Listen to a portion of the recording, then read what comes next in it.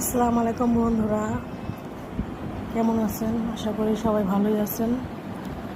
আল্লাহর রহমতে আমরাও এখন ভালো আছি। আমার মেয়ে দেখেন আয়রন করতেছে, নিজের জামা নিজে আয়রন করতেছে।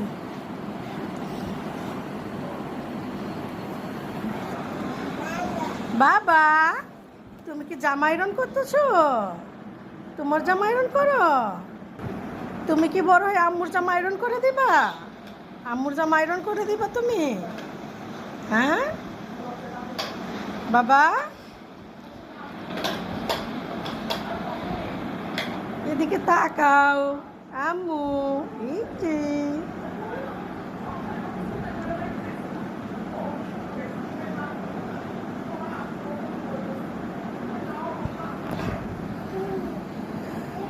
আসসালামু আলাইকুম। সবাই ভালো থাকবেন, সুস্থ থাকবেন। আমার মেয়ে